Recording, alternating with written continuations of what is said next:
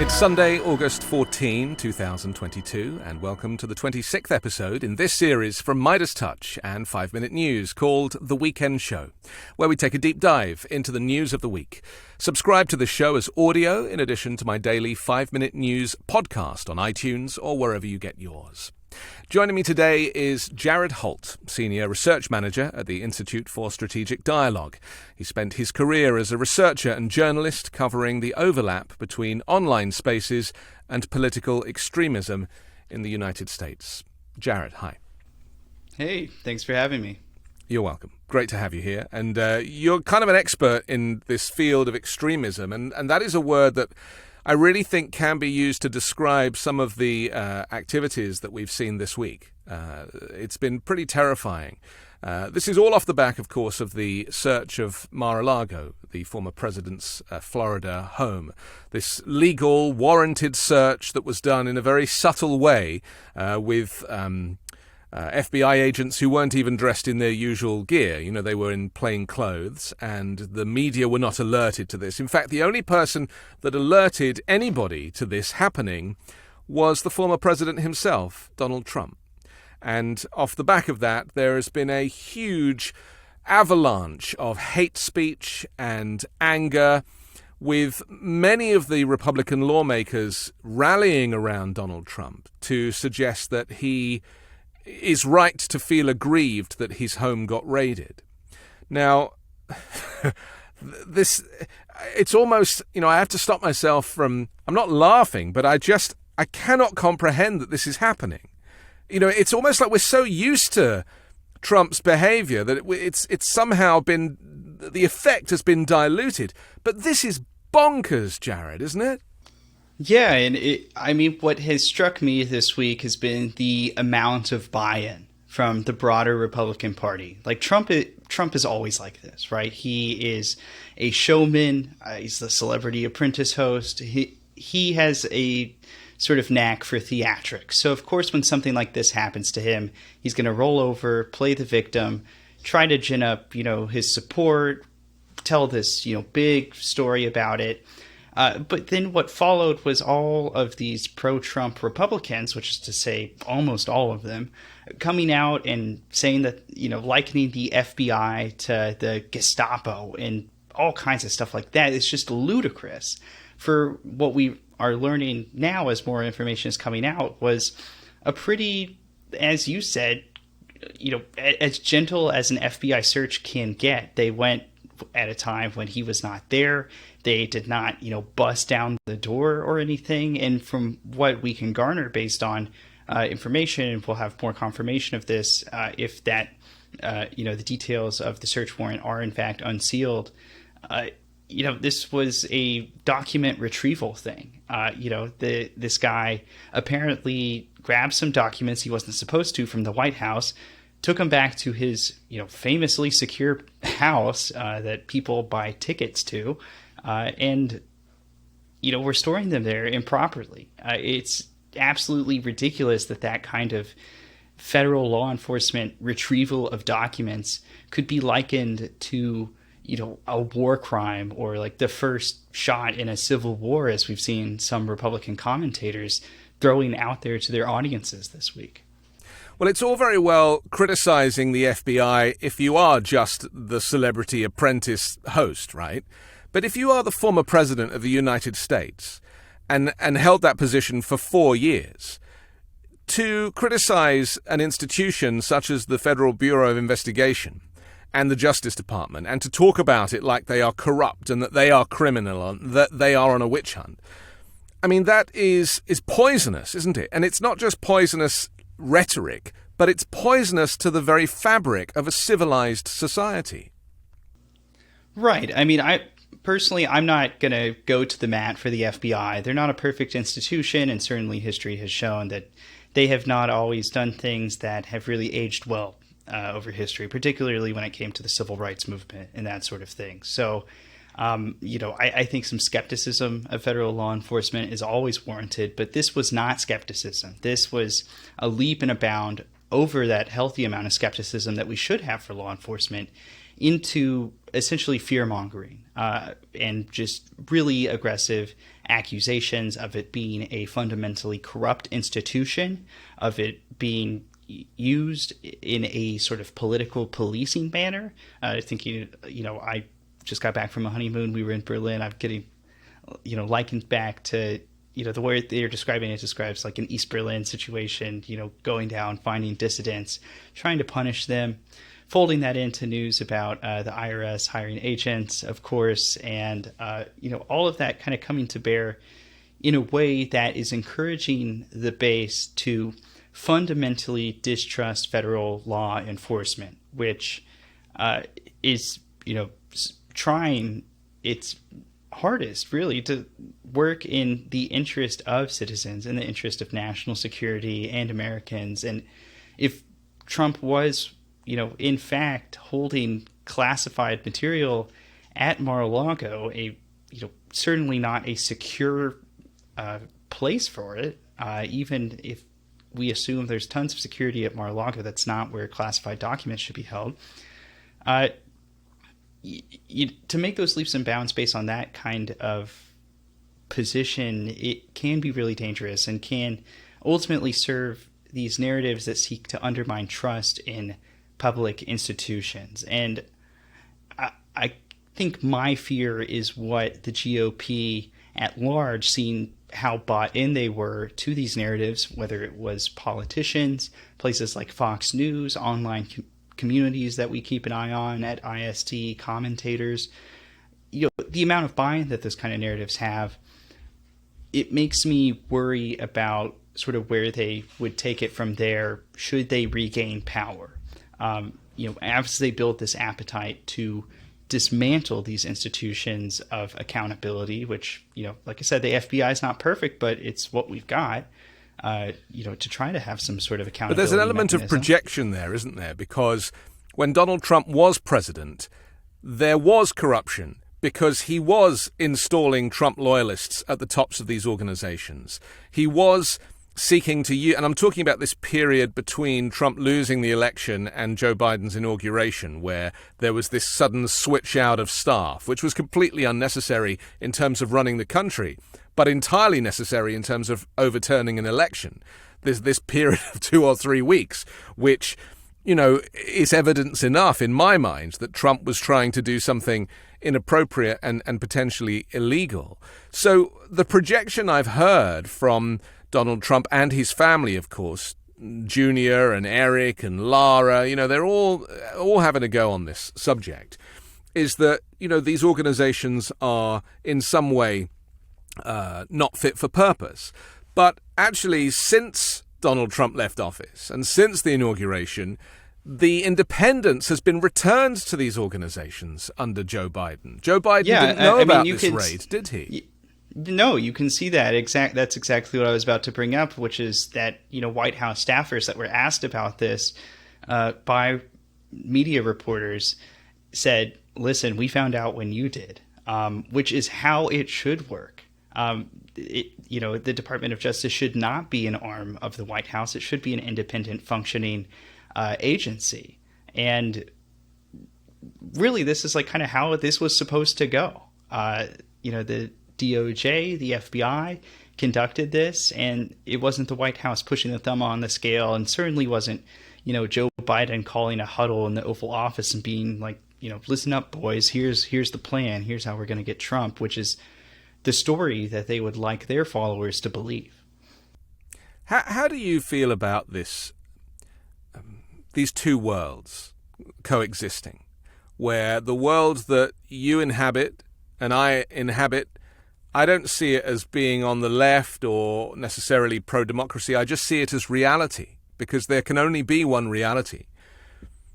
But Donald Trump's orbit is very much a parallel universe. It's almost like they've taken psychedelic drugs, because there is no logic. And yet, when multiple people double down, when Fox News is doubling down on something that the president has said, then that gives it credence. And so in that world, all of this makes sense. Of course the DOJ were out to get Trump and stop him from running again.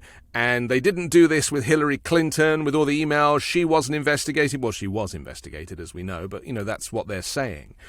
How do you feel in your work and in the thinking that you do about America and these two completely separate existences? Well, I don't think that a lot of Americans really kind of fully grasp the consequences of that. I think a lot of us know, people can get in their sort of self-chosen or sorted echo chambers of sorts where they're just kind of hearing from people they agree with or being fed information to be angry at or disagree with. But the effect that has is that accountability kind of erodes. When we lose a shared sense of reality, then things like accountability, trustworthiness, even just object permanence, say the fact that they said one thing this week and next week they'll probably say something that runs entirely counter to it, it stops mattering because they're on a different planet watching a different movie. You can try to play chess against them all you want, but ultimately, like, they're in the swimming pool cranking out laps, right? It's not even the same game, which is why I think that, as tempting as it can be to think, oh, we just need to reason with these people or whatever, it kind of seems like a waste of energy at this point, especially when so much is at stake. And another thought I have about this is that this sort of alternative reality that they create that, we look at all the time. One thing that always strikes me is the amount of fear present in it. The government is coming for you. Look at this hypocrisy. This is evidence that, the government is out of control. It's, coming for you and your family. First, it's Donald Trump, and next it's, the middle-class American that they're going to punish and destroy for some evil agenda. Which, if you believe that, is pretty terrifying. But that didn't start with Trump, though, did it? I mean, that's something that's been around a long time. It's been going on for decades. But with Trump, we saw a very sort of visceral version of that. Instead of taking the Pat Buchanan route of, trying to get really heady about it, instead turning more down the Alex Jones lane of just, not even trying to back this up with any sort of, illusion of intellect or illusion of thoughtfulness going on, but instead just a very visceral and raw, they are coming for you type of thing. And when people get scared like that, when human beings get scared, they often give up control, they give up power. And I wonder if this environment of fear, it could be used in the future if Republicans were to take major power again to advance some really heinous stuff that maybe a decade ago, the Republican base would have turned their nose up at. But if they're really scared like that, maybe they'll think, well, this is just, maybe we don't like it, but this might just be necessary to defeat this evil that's underneath our beds. We know that Donald Trump has distaste for authority and even the system. I mean, he doesn't pay tax, right? We've seen that, and they've just announced that his taxes now will need to be fully exposed for investigation. But somebody who has that mindset of not wanting to pay into the system, not wanting to be part of society, is going to be the first person to fold in these types of situations, right? Because you just assume that the state is over there and I'm an individual, and that's built into the kind of fabric of the American Constitution. But if you're the president, if you're the former president, and you still have those views, people listen, don't they? It's a bit like when he talked about drinking bleach, and some people did, to protect from COVID. I mean, this echoes not just in America, but around the world. Look at Viktor Orban in Hungary, who was invited to a CPAC conference. I mean, look at the extremist activities that are happening around the world because Donald Trump did it first, and that gives license to other societies to collapse in the same way. Yeah, I mean, definitely and this has been something that I've kind of spoken about, in 2020, even 2018 to some degree. And then again, this cycle we've had people who believe things like QAnon or have voiced support for things like QAnon rattled off crazy conspiracy theories. I'm thinking about the Jewish space laser thing that Marjorie Taylor Greene made a bunch of headlines over. It's not the risk isn't necessarily that people that have these very kind of isolationist ideas about the individual's role against government being like an adversarial thing, or that believing these things are inherently corrupt or whatever. It's not as if they're going to go in and pass the like Jewish space laser bill on the House floor or anything, but they're going to have these attitudes and these philosophies of government while assuming a position in government and actually being in a position to kind of degrade the institutions even further. People that are trying to seek major power in the U.S., whether it's a president, whether it's a member of the House or the Senate, who believes that the whole project is a sham, may get in and use that power and wield it in a way that, is not building this country or helping people, but instead is just kind of a wrecking ball of sorts. And I think that was very evident through the Trump years, whether it was, shutting down task forces, a tax cut to help the wealth gap split even more. Not a whole lot that was actually really tangibly helping anybody, but was instead just further eroding the institutions themselves and also trust in those institutions. Many of the institutions were effectively dormant. I mean, the immigration office wasn't processing any visas. I mean, just nothing was happening. He wasn't putting people into positions. So many of these positions were unfilled, and so much of this civil service ground to a halt. And, that's fine if you're white and wealthy and, you can weather the storm even of high gas prices, let's say. But if you are, as most Americans are, on that paycheck to paycheck lifestyle and are, waiting for their visas or anything that relies on the states to keep them alive, life was pretty difficult during those 4 years. And my lasting memory is seeing the National Guard on the streets here in Los Angeles.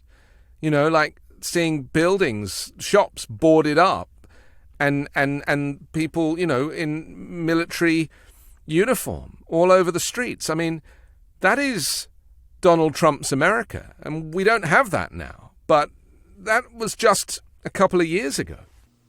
Yeah, it was just a couple of years ago, and from all the reporting we've seen, Trump is hoping to come back in a couple of years and give it another go. But this time with so much more pent-up rage and what at that point will be, 4.5 years of built-up resentment within the base. So we may see Trump come in, and if I really try not to, fearmonger or anything, but I do worry that, those lasting images that a lot of us have of the Trump era. I was in D.C. I remember the National Guard roaming around. I remember, that clearing out of Lafayette Park of protesters, and then that sort of, just haunting march over to the church and holding up the Bible, just really dystopian stuff. I wonder if with all of this rage of telling the base voters and getting all these Republican forces in line to say the election was stolen by all these corrupt institutions, whether it is LGBT people or critical race theory proponents, that there's all these people trying to destroy you, like what that will justify and what they think they'll be able to get away with, and if it'll be, even worse than we think back on those last 4 years were. I moved to America 5.5 years ago because it was the land of the free. And, it was Obama's America at the time, and there was no hatred on any level towards minority groups. People, it wasn't perfect, and we know, and Obama, did his best, and the Affordable Care Act, I guess, was his kind of great success, but he could have done more for minority groups. We know that. But there wasn't this seething, vile anger. There wasn't parents of children in school claiming that teachers were grooming their kids and were perverts because there was a book in the library about LGBTQ plus issues. I mean, it has got, I use the word bonkers at the beginning. It's the only word I can think of.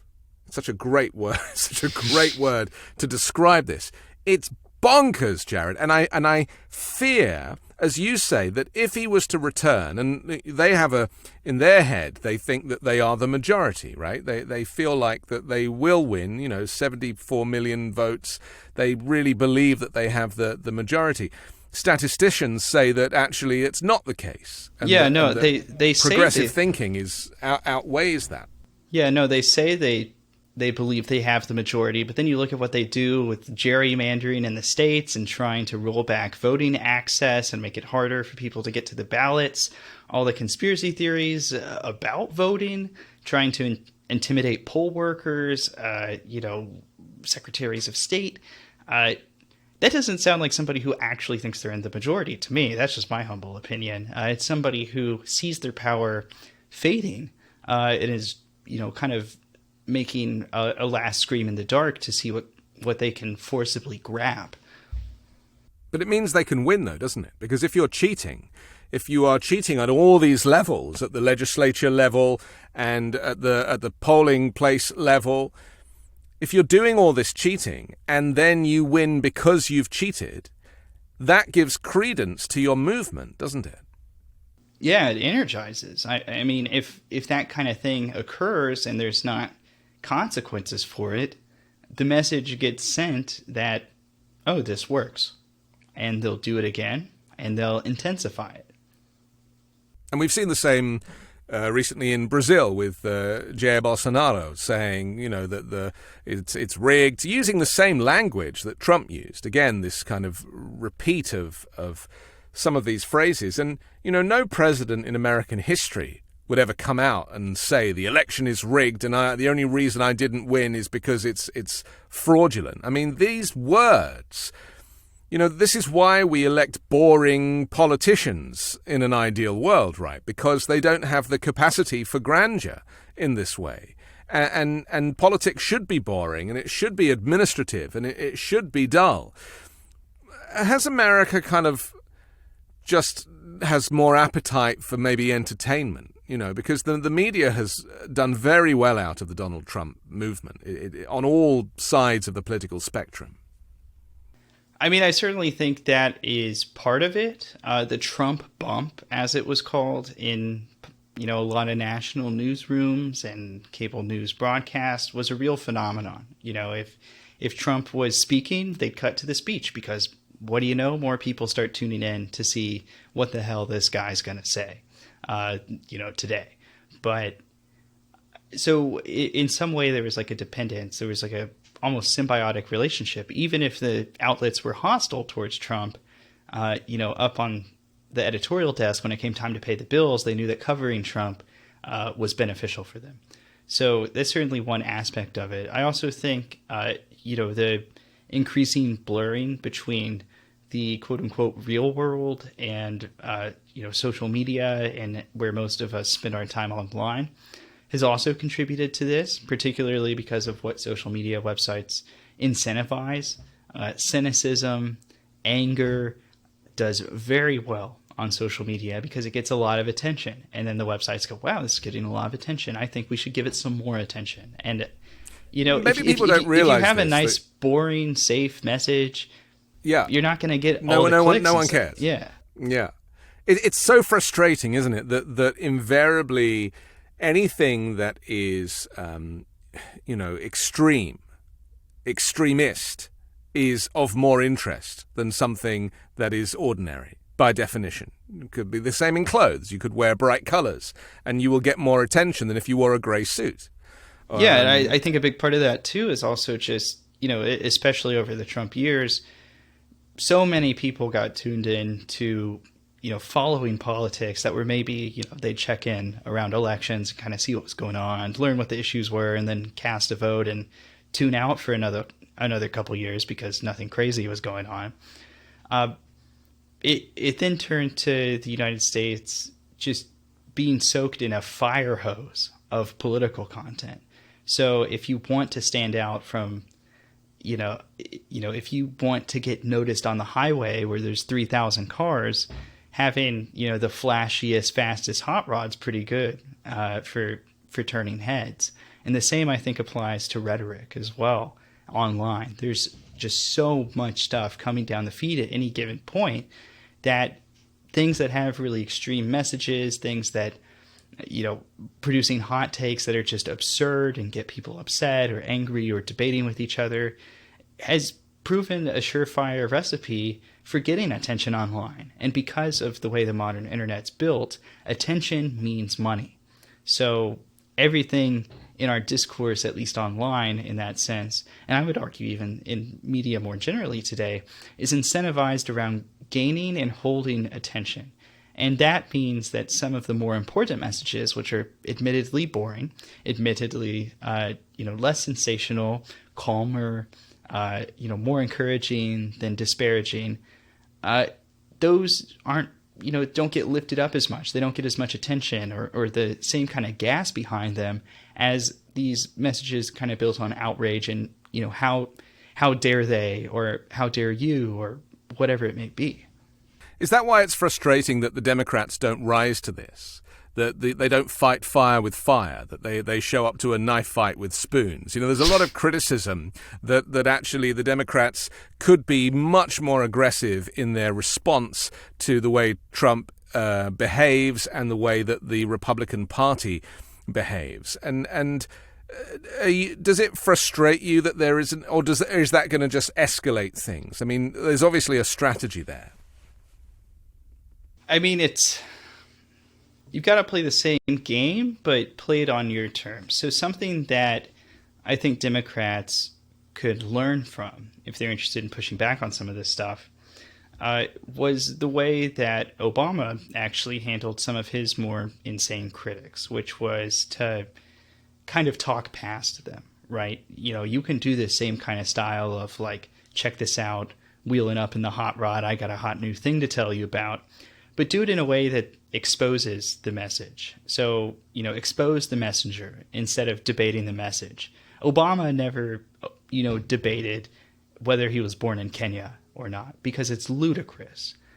Instead, he, printed his birth certificate on a coffee mug and sold it, right? And just made a mockery of the whole thing. Yeah. And when he was asked about it, he would explain what they're trying to do, which is, cast doubt around him being a non-white man holding the presidency for the first time, and trying to engage in a racist attack against him, and in talking about it in that way. So I think something that requires a level of intellect to understand, doesn't it? Because to use humor in this way requires you to have a certain level of intellect.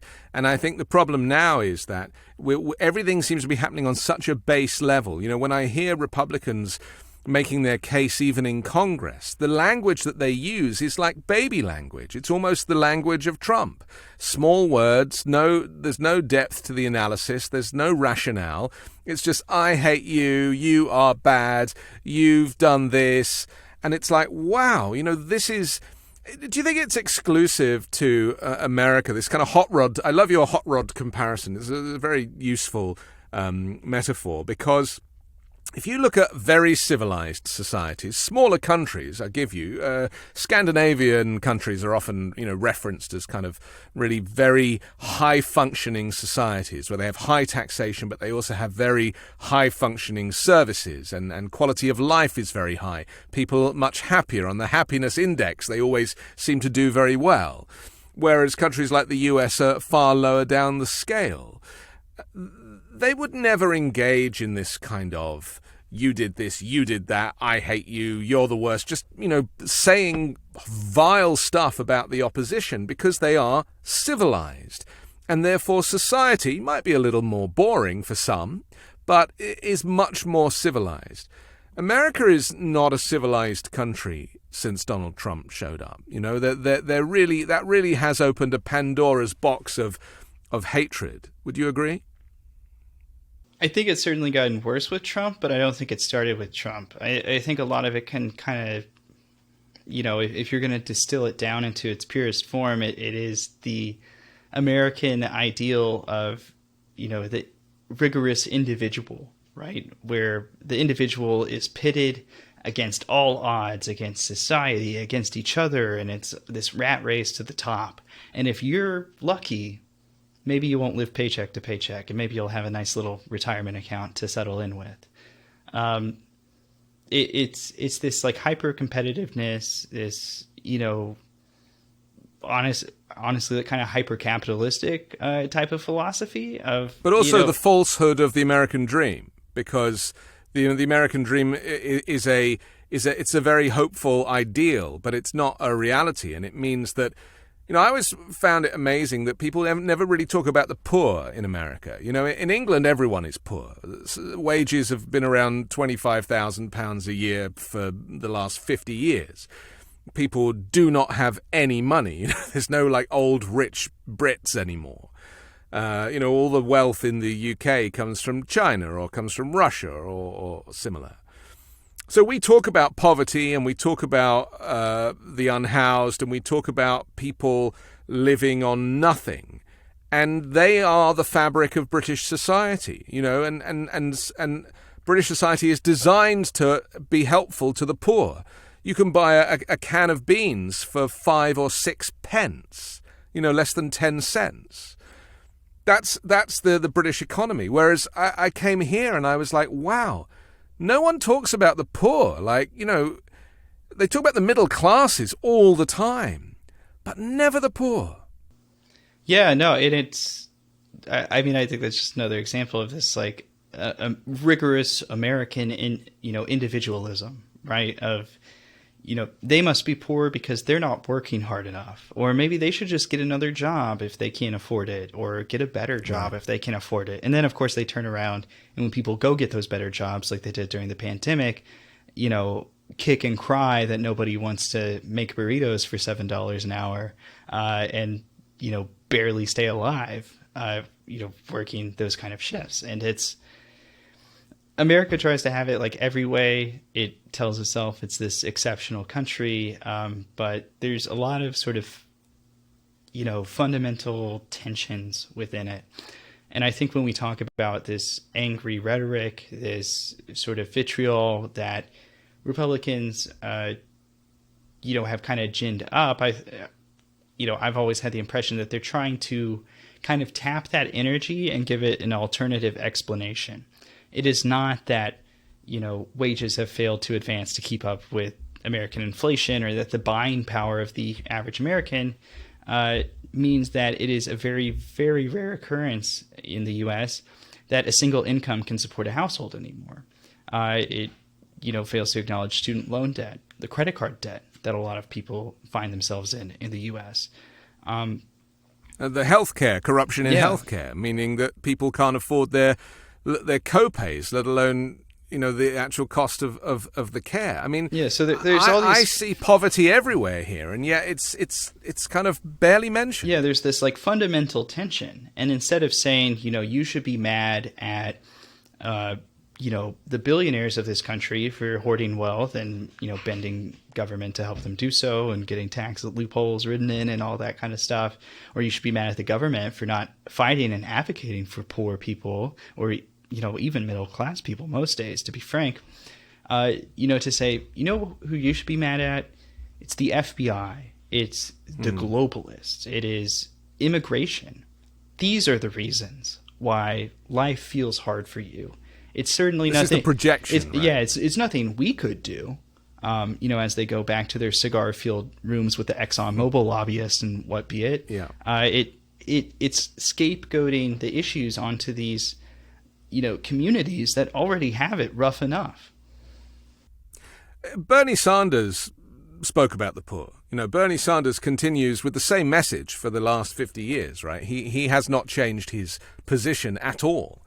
And he did very well in the, you know, he wasn't far off the Democratic nomination, but he also has a lot of critics, doesn't he? Because it's almost like, oh, well, you know, Bernie's always moaning about this. And I get this sense that it's kind of un-American to speak the truth about your society. You know, you'd be better off just like closing your eyes and just wishing that you were in a better place and that'll come true. It's a bit like Donald Trump squinting and thinking that the coronavirus was over because he didn't talk about it anymore. You know, that sense of exceptionalism, right? American exceptionalism, widely covered, widely written about. And so this brings me to a question about whether or not a civilized society can exist in the United States now that the genie is out of the bottle. Do you think it's possible to go back to a level of civility once all of this incivility has happened?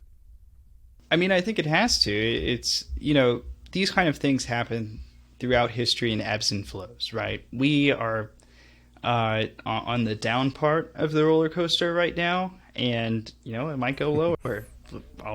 We should be honest about that. It might dip down. But whether we come back up is going to be a collective decision. And it's part of, you know, something I try to encourage people to think about. You know, I'm not like an overtly partisan person, I guess, but it's for people who do care about these issues. You know, consider that most Americans are not engaged in politics. If you vote in a midterm election in the U.S., I think you're in the like top 10% of politically engaged people in the U.S. It might even be higher than that. If you donate to a campaign, you're in that upper echelon of politically involved people. If you canvass, oh my gosh, you're like, you know, model student here. So if people find the will to organize around issues that say, you know, we don't like where this is headed, we want society to improve, whether that's supporting a candidate they like, whether it is taking up an issue that they support, or addressing a problem, even, you know, whether it's in their community or trying to build out into a national scale, it is possible. And it really doesn't take as many people as one might think. Just because we're seeing already the power that a small group can have. If you look at those school board meetings where, they're screaming about teachers grooming their children, those are groups of 20, 30 people? If you really cared about something, like, do you think you could get 20 or 30 people to show up at something on one night to try to say something about it? I would imagine most communities could pull that off, right? So it's about finding the will. It's about kind of, you know, opening the political imagination. And as scary as this moment can feel, not letting fear paralyze us, not letting the threat of extremism, which is very real, is very rising, needs to be fought tooth and nail, paralyze us. We should not be bystanders in our own country. And as long as we can muster that, I think we can return to a better place. But it's going to take a lot of work from a lot of people. And it's going to require people, you know, collectively, that are in the majority, that support democracy, that want to see the world get better, that, you know, want to help immigrants to this country, support same-sex marriage, support women's rights to seek reproductive health care, that sort of thing. You know, stepping up and taking up some space and representing those issues as the majority causes that they are. Because some of this, you know, these extreme ideologies, these extreme positions that we're seeing spit out in our politics right now that's contributing to this dangerous environment do not represent the majority of Americans. And, you know, with enough organizing, with enough gusto, in theory, should be easy enough to defeat. And it needs to be, I mean, you're talking about Americans, right? You're Yeah. not talking about Democrats. You're not talking about Republicans. You're talking about Americans. And I think maybe this is where the debate often hits a wall, because people are so identified with their party. And that really kind of doesn't really sit right with what you've said about engagement. Because if there's so few people engaging in politics, why do people sense, or why do people have this desire to identify with a two-party system? And if we saw ourselves all as Americans rather than one or the other, I mean, I'm not an American, but I am a permanent resident and I have the right to remain, but I don't get to vote in elections. But I have assimilated into American society. I love it. I choose to live here. I have a child with an American passport because he was born here. Some might call it my anchor baby, which I think is a little inappropriate, seeing as he can't sponsor me till he's 21. So I've got a while to go. But I get the sense that people still might not be able to intellectualize that this is not about politics. This is about society. This is about a civilized society, and that it takes Republicans to recognize that there is incivility in Donald Trump and this extremist rhetoric, and that they don't want that. Now, there are a few Republican groups now that are, making the Lincoln Project was one of the first to kind of come forward and say, look, we are Republicans, but we believe in civilized society and not this extremist talk. Yeah, it's, I mean, that's certainly like something that has to be confronted. The people who could make the most impact against extremism on the right are Republicans. If the Ted Cruzes of the world, the Josh Hawleys of the world, Jim Jordans of the world, I could go down a list for half an hour. If they said, you know what, screw this, we're not doing this, it would change overnight, Well, Lindsey Graham said that the day of the insurrection, yeah, and then right? The day, and now he's flipped back. Yeah, again. they capitulate.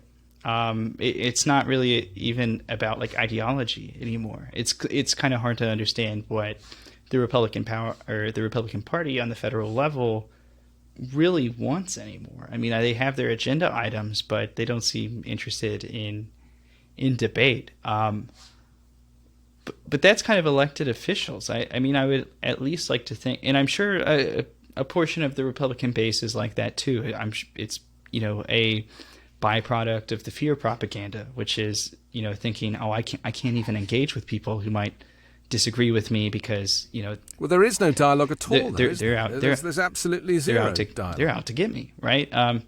Yeah. So something that I've thought about as far as like an alternative or maybe just an experiment to have would be to talk about things like the January 6th hearing, about the reaction to the Mar-a-Lago raid, but to do so in places where there's still high levels of community trust, or from voices that still have a lot of community trust. In media, it can be kind of hard because a lot of American attitudes towards media, especially mainstream outlets, has declined. Trust in media has declined. Trust in institutions has declined. But people still trust their churches. They still trust their community groups. They, still trust their local politicians for the most part, their mayors and their, even their state representatives. They trust law enforcement mostly, polling has shown, although that has admittedly gone down a bit. So it's finding the right venue and the right messenger, because I don't want to think that most Americans have actually devolved into, political savages, cavemen, right? That are like, whoa, this bad, this good. I like to have more faith in humanity than that, and my fellow man. And I think most people are behave in ways that they believe are sensible and rational.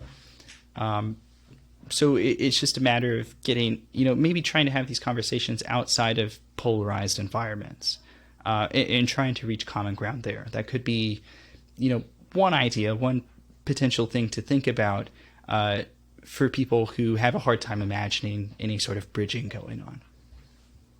And of course, the dining room table is one of these places. And of course, I want to add, you will disagree with people when this happens. Yeah. But it's, the emphasis should be on promoting productive conversations out of those disagreements, rather than meeting those disagreements and saying, well, that just means you're evil.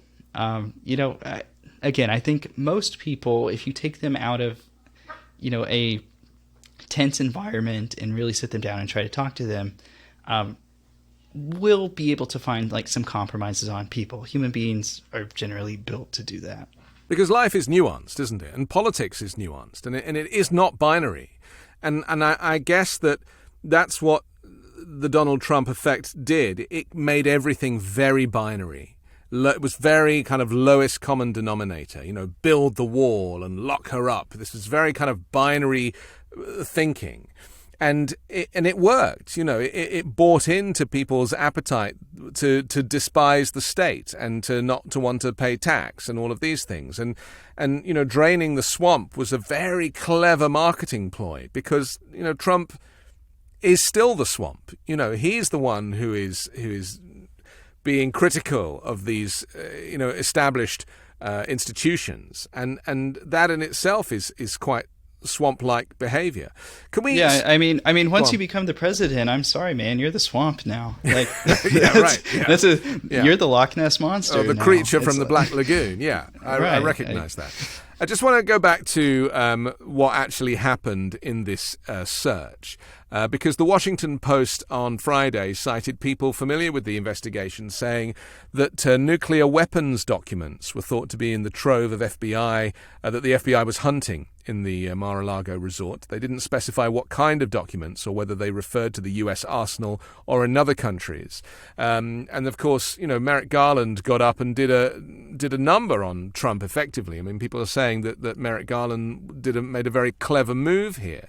Because he needed to silence all of the critics, because Trump effectively lied about what happened. He was issued with the warrant, his lawyers were there, and they took hold of the warrant, and this was conducted in a very respectful manner. Nobody needed to know about this, did they? I mean, this could have been... No. They could have waited until the investigation was complete and any charges were made before they started criticizing, but they're always on the attack. And that's going to leave them with egg on their faces if and when this, they're calling for this warrant now to be, for this subpoena to be exposed, to be opened up, which is very unusual during an active investigation. I mean, this could make Trump look really, really bad. Yeah. I mean, I think for his diehard base who's heard, 2.5, I mean, let's be real, like probably 5 or 6 years of the FBI's out to get Trump. Yeah. They'll just blow this off. It'll be water off the duck's back, right? But no, this is really not very good for him. Merrick Garland came out, pretty much just called the bluff. Trump and his lawyers are saying this was terrible. How dare they? They went through Melania's wardrobe, and it's like, yeah, it's a closet. They're looking for stuff. What do you think? So stupid. But got into a safe. Oh, woe is me. Oh, this is so terrible. This was so unfair. Then Merrick Garland came out and said, well, we can show people what we were doing. Would you like us to do that? And now, they're like, oh, well sure. Well, Trump messaged on that. Friday. He now wants. He's now saying show the warrant. He's now saying open the documents. He's now very much in a position where he knows he's on the back foot. So he wants to kind of show that he's got nothing to hide. But actually, that could backfire because the FBI are not going to do a search of Mar-a-Lago without just cause, unless they've got some really interesting information that they're working with. Yeah, and this has to go through the court system. It's not like the FBI can just sit around in the office and say, hey, what are we going to do today? I've got an idea. Why don't we go down to Mar-a-Lago and, look for some stuff? They had to present this to a court and say, or to a judge at least, and say, hey, we think this is here. This is why we think it's here. Can we go look for it? And it was apparently compelling enough that the judge said, sure, give it a shot. Fox and that lot, they all started focusing on the judge. Who's the judge? Is it a Obama judge? The judge donated to Obama's campaign. I mean, there is really no depth to this, is there? No. And then, of course, when the Washington Post came out with their reporting that some sources told them that the FBI, among other things, may have been looking for material related to nuclear secrets, which, is is pretty unequivocal. I remember some Fox News personalities being like, I don't see what could justify this unless it was nuclear codes, which, like, we don't know that it's nuclear codes, to be clear, but, like... Could be nuclear codes.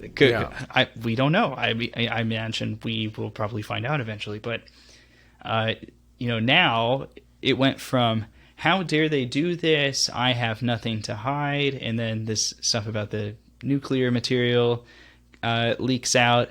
And now it's, well, I didn't do anything wrong, but if I did, the FBI planted it. It's like a very... And this planting it was something that Simpson everyone was saying, right? Yeah, O.J. Simpson. It's like we heard this suddenly. It's almost like a memo went out to all Republican lawmakers who were speaking on this. Everybody was suddenly singing off the same hymn sheet to say that the FBI are now planting evidence, which to say that out loud as a lawmaker, let alone a former president, is again the breakdown of civilized society. Let's just finish with a short conversation about one individual, because this is something that I found very sad to read. And this was about a man who effectively went into an FBI headquarters and felt compelled to, take matters into his own hands because he was so aggrieved at what was happening to Donald Trump, and has ended up dead now. The guy has been shot dead. This is he was wearing body armor. He fled to Clinton County, Ohio. He hid in a cornfield after exchanging gunfire with the police. He refused to surrender. He was identified on Friday as Ricky W. Schiffer, 42-year-old of Columbus, Ohio.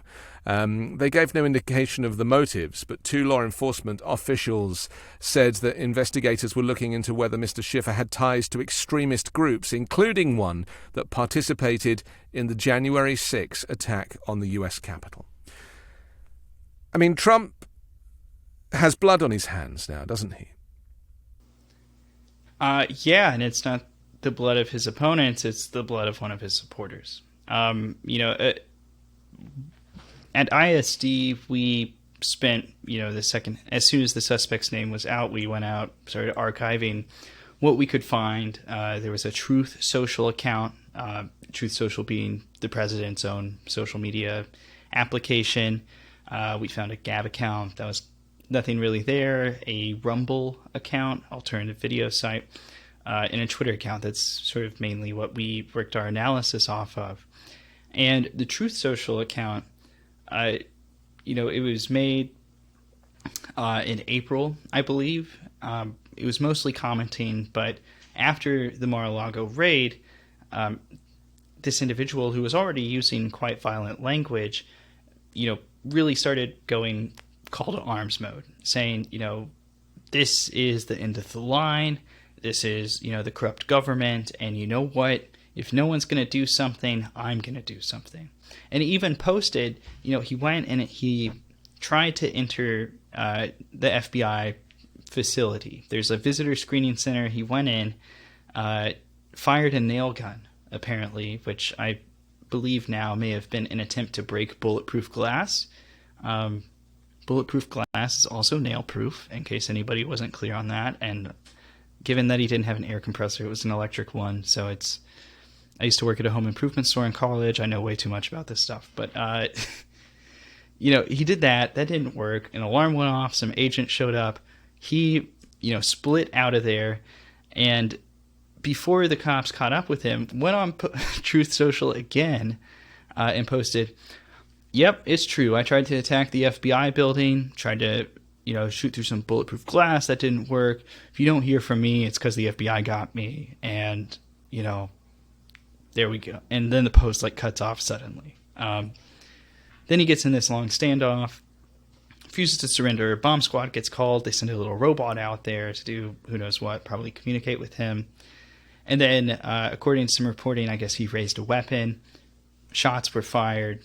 And he's no longer alive now. So he essentially committed suicide by cop over this BS that he was consuming online and from the highest powers of Republican power, or the highest positions of Republican power in the country.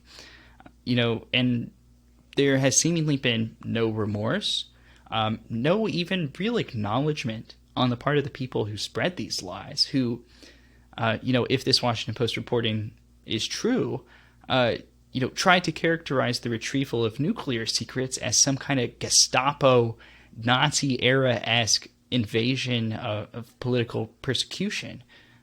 None of them seem to have any remorse. And this guy went out there, created a very unsafe situation. Who knows what he would have done if he had gotten through that, screening center. And he was prepared to die, wasn't he? This was like a suicide mission by the sounds of it. This was a guy who was so completely in the cult of Trump that he was, he wasn't thinking straight, right? He went into a situation where the odds were that he was not going to come out of this alive, and he posted about it on social media while he was doing it. I mean, is this event not a metaphor for this entire mess? This whole thing of like, this is what happens if you lie about the civilized society that you're in, if you lie about law enforcement, if you lie about these constructs that are in place to keep us safe, that you will end up not being safe, that society will not be safe, that society, this is the collapse of society in one meme. Well, I don't know if I would go as far as collapse of society in one meme, but what it very clearly shows to me, and what I hope makes evident to everybody who observed that situation, is that when political leaders, when major media figures and outlets engage in conspiratorial, violent, and hyperbolic rhetoric, sometimes if there's a central event, in other context available, you might see something like January 6th. But when you say things like that, people will believe you. If people trust you, they will believe you. And if you say it loud enough and get it to enough people, and fill so many people's heads with this, these violent desires, this hopelessness and belief that the world is collapsing, people will believe you.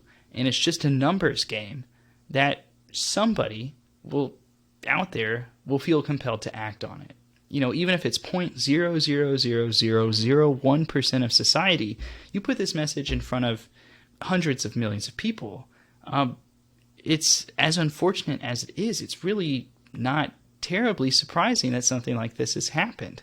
And I mean, really, all I can think to do is just, hope and pray that we don't see repeats of something like this. Well, it happened on January 6th with Ashley Babbitt, of course. She was turned into a martyr. She got caught in the crossfire at the U.S. Capitol. We know, and there were multiple deaths at the Capitol. Some were from heart attacks, suicide. I mean, there have been these events cannot exist without there being some collateral damage. And my fear is, from what was posted on Truth Social yesterday about, last time we went with flags, this time it'll be with more serious weapons. They are calling for civil war. This phrase civil war is being used time and time again by people in this echo chamber. And they do have weapons. I mean, it's not as if they're unarmed. They all have them at home. The lawmakers pose with them for their Christmas cards. So, I recognize that you don't want to accept the collapse of society because you are an American. But I am telling you as a European that this is the collapse of a society. And I feel that my perspective is going to be different because I wasn't born here. I choose to live here, but I wasn't born here. And so it's easier for me to recognize and to see what's happening. And I do think it's harder for people to acknowledge what's happening in their own backyard. Yeah, I mean, I can certainly appreciate that. It's and I don't mean to come across as like denialist or putting horse blinders on or anything. Well, maybe you're just being exceptionalist. I mean, you're entitled to be. I would like to think of it as optimistic. I guess I just don't want to give up yet. if that makes No. sense. I'm Well, not I'm ready. not suggesting you should Yeah. give up, but I'm just saying that you can't tackle a problem unless you recognize what it is. And homegrown extremism, which you are an expert in, is now happening. That we don't even hear about shootings that don't involve more than 2 or 3 people, right? They're happening every single day. This is an uncivilized society. It just does not get publicized as much. Yeah, no, I take your point. Okay, I don't mean to kind of start a fight, or even a war, but I recognize, because I've interviewed lots of people and talked to lots of people about this, and this is a bit of a theme, this kind of hope. And I love America, and I want America to be great, but to be in denial, all of us, to be in denial about how bad the problem is, I think doesn't serve us very well. And this is But this is the part of the American dream setting in, isn't it? Like we have this perfect like picket fence version of America that we all aspire to, and so maybe we kind of close our eyes to the reality. I'm very grateful that you joined us today, seriously, because I know that you're doing a lot of focused work on this, and that it's something that you deal with day in, day out, and I'm very grateful to you. Jared, thank you again. Appreciate you and your time. Yeah, it was I'm nice Anthony coming. Davis. Not at all. I'm Anthony Davis. You can join me again next weekend for another weekend show. You can download and subscribe to the show as video or as an audio podcast. And don't forget the 5-Minute News Daily podcast, which drops every morning, so you can listen while you make your coffee and leave an iTunes review. Join me next week with a brand new special guest and 3 more factual news stories to discuss on the 5-Minute News Weekend Show with MeidasTouch.